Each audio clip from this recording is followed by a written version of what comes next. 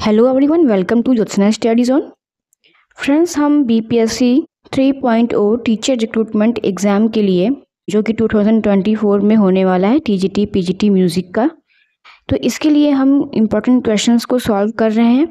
तो आज हम इसका पार्ट 5 सॉल्व करेंगे। इसके पहले हम लोगों ने 1, 2, 3, 4 पार्ट को सॉल्व कर लिया है, जिसकी कि आपको वीडियो प्लेलिस्ट में मिल जाएगी। आप वहाँ से इन चारों वीडियोस को देख सकते हैं। तो चलिए आज हम इसका पार्ट 5 सॉल्व करेंगे और इसमें हम इम्पोर्टेंट क्वेश्चंस को देखेंगे जो कि बीपीएससी 3.0 एग्ज़ाम में आ सकती है। तो चलिए हम स्टार्ट करते हैं अपने आज के सेशन को। और अगर अभी तक आपने चैनल को सब्सक्राइब नहीं किया हुआ है तो प्लीज़ चैनल को सब्सक्राइब कर लीजिए और बेल आइकन को प्रेस कर लीजिए। इसके साथ ही साथ आप मेरे टेलीग्राम चैनल, व्हाट्सएप चैनल और इंस्टाग्राम पर भी मुझे फॉलो कर सकते हैं। इन सभी पर मैं आपको समय समय पर एग्ज़ाम से रिलेटेड इंफॉर्मेशन शेयर करती रहती हूँ। तो चलिए हम स्टार्ट करते हैं अपने आज के सेशन को।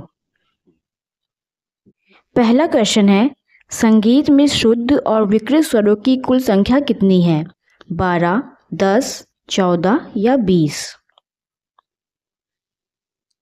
संगीत में वह शब्द जिसका कोई निश्चित रूप हो और जिसकी कोमलता या तीव्रता अथवा उतार चढ़ाव आदि को सुनते ही सहज में अनुमान हो सके, वह स्वर कहलाता है।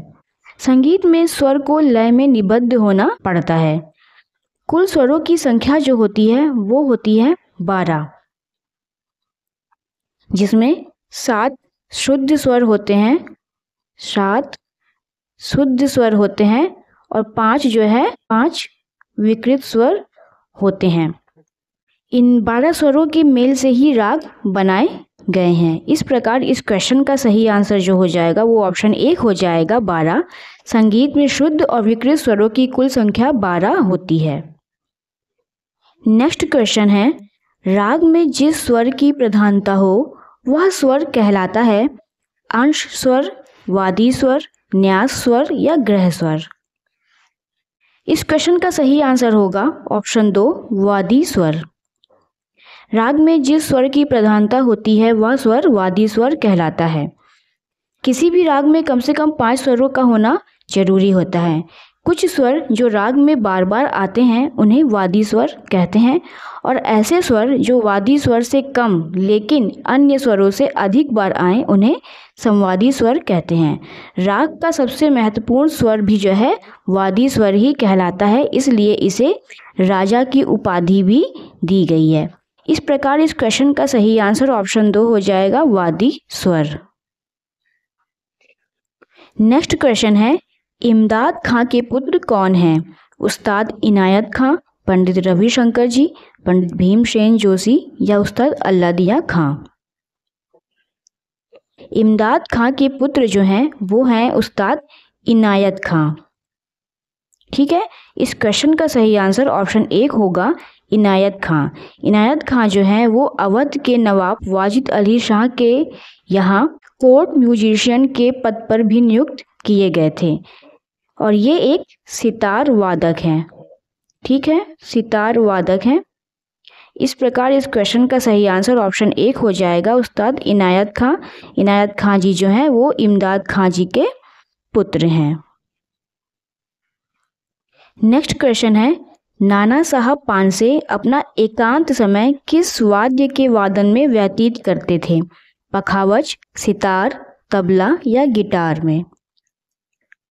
नाना साहब पानसे जी जो कि एक पखावज वादक हैं, ये अपना एकांत समय पखावज के वादन में ही व्यतीत करते थे। इस प्रकार इस क्वेश्चन का सही आंसर ऑप्शन 1 हो जाएगा, पखावज, कि नाना साहब पानसे अपना एकांत समय पखावज वादन में व्यतीत करते थे। नेक्स्ट क्वेश्चन है, जिन रागों में पंचम स्वर वर्णित होता है उनमें तबला किस स्वर में मिलाते हैं? षड्ज में, मध्यम में, पंचम में या गंधार में? जिन रागों में पंचम वर्णित होता है उनमें तबला पंचम स्वर से मिलाते हैं। इस क्वेश्चन का सही आंसर ऑप्शन 3 हो जाएगा, पंचम। नेक्स्ट क्वेश्चन है, जिस बोल को बजाने पर सुरीली आंच निकलती है वे बोल क्या कहलाते हैं? बंद बोल, खुले बोल, आश्रित बोल या इनमें से कोई नहीं। जिस बोल को बजाने पर सुरीली आंच निकलती है वे बोल जो है आश्रित बोल कहलाते हैं। इस क्वेश्चन का सही आंसर ऑप्शन 3 हो जाएगा, आश्रित बोल। नेक्स्ट क्वेश्चन है, आधुनिक मृदंग वादक आश्रित बोल किसे मानते हैं? क को, ध को, ग को या मा को? आधुनिक मृदंग वादक जो हैं वो आश्रित बोल मानते हैं धा को। इस क्वेश्चन का सही आंसर है ऑप्शन 2, धा। और आश्रित बोल क्या होते हैं वो आपको पता चल गया अभी इसके पहले वाले क्वेश्चन में कि आश्रित बोल वे बोल होते हैं जिनको बजाने से सुरीली आंच निकलती है। तो इस प्रकार इस क्वेश्चन का सही आंसर ऑप्शन 2 हो जाएगा, ध। नेक्स्ट क्वेश्चन है, समान मात्रा व विभाग वाली ताल कौन सी है? रुद्र ताल, सूल ताल, एक ताल या धमार ताल? इस क्वेश्चन का सही आंसर है ऑप्शन 1, रुद्र ताल।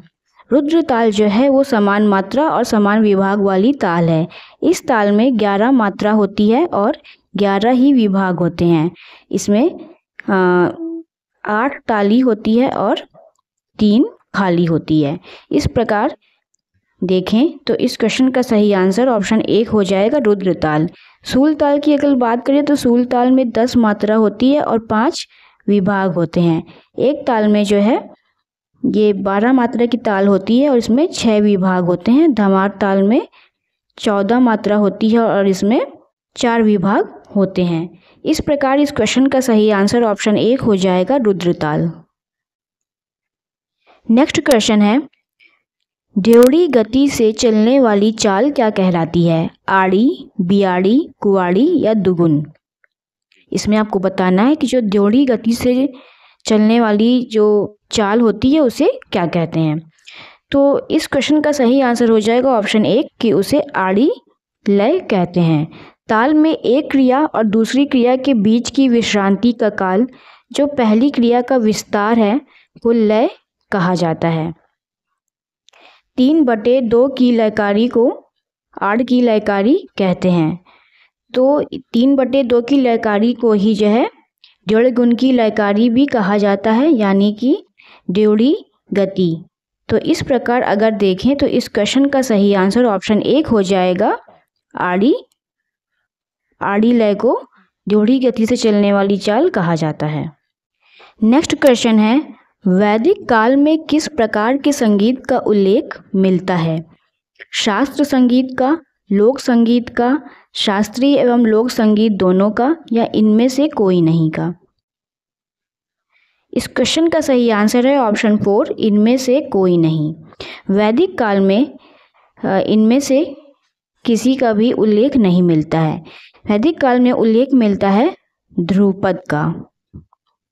इस प्रकार इस क्वेश्चन का सही आंसर ऑप्शन 4 हो जाएगा, इनमें से कोई नहीं। नेक्स्ट क्वेश्चन है, ताल की कितनी जातियां होती हैं? 4, 3, 2 या 5? ताल की कुल 5 जातियां होती हैं।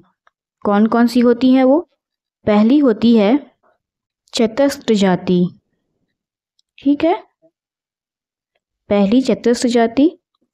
दूसरी होती है तिस्र जाति,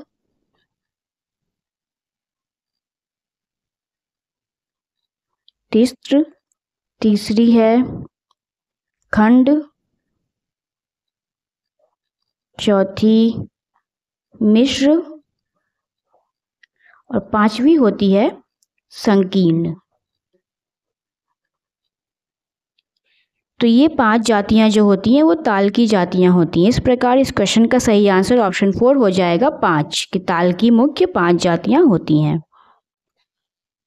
नेक्स्ट क्वेश्चन है, रेला किस लय में बजाते हैं? मध्य लय में, द्रुत लय में, विलंबित लय में या अति विलंबित लय में? रेला जो कि एक स्वतंत्र वादन का प्रकार है, यह खुले एवं बंद दोनों प्रकार के बोलों में बजाया जाता है। कुछ बोलों का ऐसा समूह जो द्रुत लय में बजाया जा सके तथा बजाने पर धारा प्रवाह सा प्रतीत हो तो वह रेला कहलाता है। इस प्रकार अगर देखें तो इस क्वेश्चन का सही आंसर ऑप्शन 2 हो जाएगा, द्रुत लय, कि रेला द्रुत लय में बजाया जाता है। नेक्स्ट क्वेश्चन है, आवृत्ति शब्द से क्या अभिप्राय है? आधा चक्र, 2 चक्र, पूरा चक्र या 3 चक्र? इस क्वेश्चन का सही आंसर है ऑप्शन 3, पूरा चक्र। आवृत्ति शब्द से अभिप्राय है पूरा चक्र। किसी भी ताल के पूरे ठेके को एक बार बजाने से एक आवृत्ति पूरी होती है। इस प्रकार जितनी बार पूरे ठेके को बजाएंगे उतनी ही आवृत्तियां पूरी होंगी। तो इस प्रकार इस क्वेश्चन का सही आंसर ऑप्शन 3 हो जाएगा, पूरा चक्र। नेक्स्ट क्वेश्चन है, दीपचंदी ताल का प्रयोग किस गायन शैली के साथ होता है? ध्रुपद, धमार, टप्पा या ठुमरी? दीपचंदी ताल जो कि 14 मात्रे की ताल होती है, इस ताल का प्रयोग ठुमरी गायन शैली के साथ किया जाता है। इस क्वेश्चन का सही आंसर ऑप्शन 4 हो जाएगा, ठुमरी। नेक्स्ट क्वेश्चन जो कि आज का लास्ट क्वेश्चन है, ठेका कितनी आवृत्ति का होता है? 1, 5, 8 या 9? इस क्वेश्चन का सही आंसर है ऑप्शन 1। ठेका जो है एक ही आवृत्ति का होता है। जैसे मान लीजिए 16 मात्रा, 3 ताल में 16 मात्रा होती है। तो जब हम ये 16 मात्रा पूरे एक बार में हम जब बजा लेंगे या गा लेंगे या बोल लेंगे, ठेका को हाथ पे लगा लेंगे, तो वो पूरी एक जो आवृत्ति है पूरी हो जाएगी। इस तरह से हम जितनी बार भी पूरे ठेके को गाएंगे या बजाएंगे तो उसकी उतनी आवृत्तियाँ पूरी होती जाएंगी। इस प्रकार इस क्वेश्चन का सही आंसर ऑप्शन 1 हो जाएगा कि ठेका एक आवृत्ति का होता है। तो फ्रेंड्स, इस प्रकार हमने इन इम्पोर्टेंट क्वेश्चंस को देख लिया है, जो कि ये बहुत ही इम्पोर्टेंट होने वाले हैं आपके बीपीएससी एग्ज़ाम के लिए। तो अगर आपको ये क्लास अच्छी लगी हो तो प्लीज़ वीडियो को लाइक कीजिएगा, शेयर कीजिएगा और चैनल को सब्सक्राइब करके बेल आइकन को ज़रूर से प्रेस कर दीजिएगा। और जितना हो सके आप उतनी इन क्वेश्चंस की प्रैक्टिस कीजिए, वीडियो को बार बार देखिए जिससे कि आपकी प्रैक्टिस और अच्छे से हो सके। तो मैंने सभी टॉपिक्स पर वीडियोस बनाई हुई हैं, आप उसको प्लेलिस्ट में जाके चेक कर सकते हैं और उसकी प्रैक्टिस कर सकते हैं। तो चलिए फ्रेंड्स, हम मिलते हैं नेक्स्ट वीडियो में कुछ और इम्पोर्टेंट क्वेश्चंस के साथ। Thank you.